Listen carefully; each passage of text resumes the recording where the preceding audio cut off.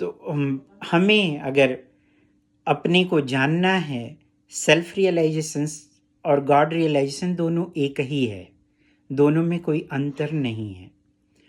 तो भगवान को जानने के लिए भगवान बोल रहे हैं कि आप गुरु के पास जाइए, गुरु से विनीत भाव में प्रश्न पूछिए, सेवा करिए और उनसे प्रश्न पूछिए, और फिर उन्होंने सत्य को देखा है और वो आपको जो है मार्गदर्शन करेंगे। तो गुरु जो है वो कृष्ण को देते हैं और कृष्ण जो है गुरु देते हैं। और उसके साथ साथ गुरु के क्वालिटीज़ के बारे में भी बताया गया हुआ। तो भगवान भगवत गीता के 4थे अध्याय के शुरू में ही उन्होंने बोला है कि ये ज्ञान जो है परंपरा द्वारा, गुरु शिष्य परंपरा द्वारा चली आई हुई थी और फिर ये परंपरा जो है टूट गया, इस कारण मैं तुमको ये फिर से ज्ञान दे रहा हूँ। तो 4 वैष्णव संप्रदाय हैं।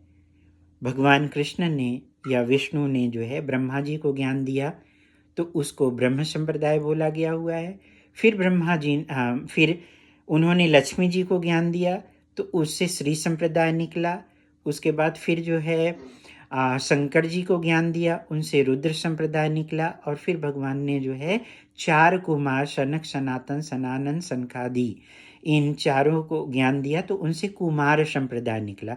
तो ये 4 बोनाफाइड प्रामाणिक प्लेस हैं जहाँ पे कि हम गुरु एक्सेप्ट कर सकते हैं, और वहाँ परंपरा से हैं तो वो भगवान से जुड़े हुए हैं, और वहाँ पे ज्ञान को एज इट इज़ ही दिया जाता है, बिना किसी मिक्सअप के। कैसे दिया जाता है एज इट इज?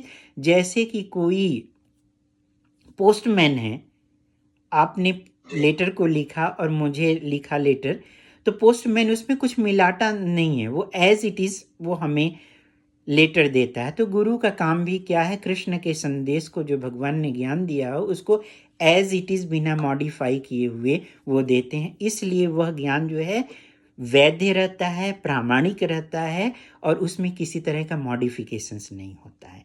तो ये 4 प्लेस जो है बोनाफाइड प्लेस है। अब आगे आते हैं गुरु के कैरेक्टर के बारे में कि गुरु कैसे होने चाहिए। तो रूप गोस्वामी श्री उपदेशामृत में बताते हैं, वाचो वेगम मनसः क्रोध वेगम जिह्वा वेगम उदरोपस्थ वेगम एतान वेगान यो विसहाय धीरः सर्वम इमाम पृथ्वीम सशिष्यात्।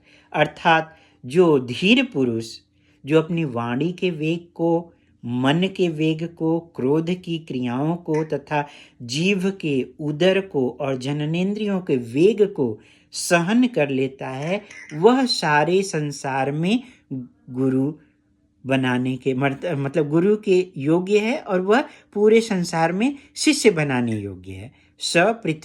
पृथ्वीम स शिष्यात्, अर्थात वो पूरी पृथ्वी पे शिष्य बना सकता है। तो ये प्रामाणिक गुरु होते हैं जो कि परंपरा से जुड़े हुए होते हैं और उनको ट्रेनिंग मिलती है, उनके गुरु होते हैं, वो गुरु होते हैं, फिर वो अपने शिष्य को देते हैं। तो इसका मतलब कि ये जो परंपरा है वो भगवान से चली हुई आती।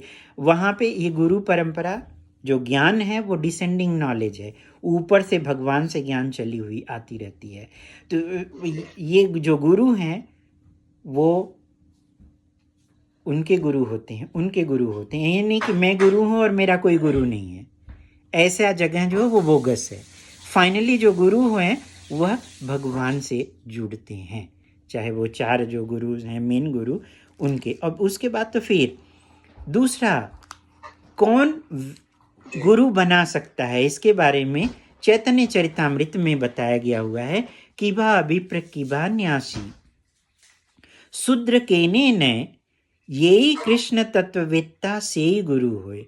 अर्थात कोई भी व्यक्ति, चाहे वो ब्राह्मण हो, वैदिक ज्ञान में जो दक्ष है, या निम्न जाति में जन्मा हुआ शूद्र हो, या वह सन्यासी हो, यदि वह कृष्ण तत्ववेत्ता है, यानी कि कृष्ण के विज्ञान में दक्ष है, जो भगवान कृष्ण के बारे में जानकारी रखता है,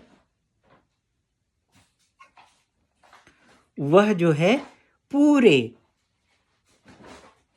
पृथ्वी पे शिष्य बना सकता है, और वही प्रामाणिक गुरु है।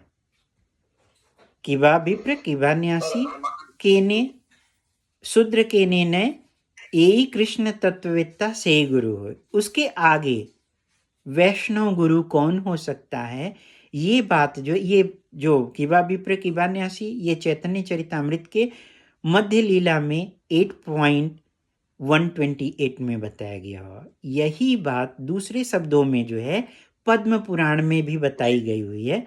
पद्म पुराण में बताया गया कि षड कर्म निपुणो विप्रो मंत्र तंत्र विशारदः अवैष्णव गुरुम स्यात् वैष्णव स्वपचो गुरु। अर्थात कोई विद्वान ब्राह्मण जो कि संपूर्ण पूरे वैदिक ज्ञान का ज्ञाता हो, पारंगत क्यों न हो, एक्सपर्ट क्यों न हो, यदि वह वैष्णव नहीं है अर्थात कृष्ण का भक्त नहीं है या कृष्ण भावनामृत में वह दक्ष नहीं है, तो वो गुरु बनने योग्य नहीं है और वह पात्र नहीं है। किंतु यदि कोई शूद्र परिवार में पैदा हुआ है और वह कृष्ण का भक्त है, वह वैष्णव है, तो वो गुरु हो सकता है। गुरु का काम क्या है? जन्म मृत्यु के चक्कर से छुटकारा दिलाना। और जन्म मृत्यु के चक्कर से छुटकारा कैसे देगा? जो मुकुंद की शरण में होगा। मुकुंद का मतलब कि जो मुक्ति देने वाला है, और मुक्ति देने वाले कौन है? भगवान कृष्ण है, उनका नाम मुकुंद है। तो जो मुकुंद के बारे में जानकारी ही नहीं रखेगा, जो कृष्ण तत्ववेत्ता ही नहीं है, वो फिर क्या बताएगा? वो कुछ नहीं बताएगा ना। वो तो अपने मन की जो उपज है वही सब देगा, अपने जो उसके मन में आएगा वही बोलेगा वो। तो इसलिए हमें बहुत ही केयरफुल रहना है कि हम कहाँ जा रहे हैं ज्ञान प्राप्त करने के लिए। क्लियर हुआ प्रभु?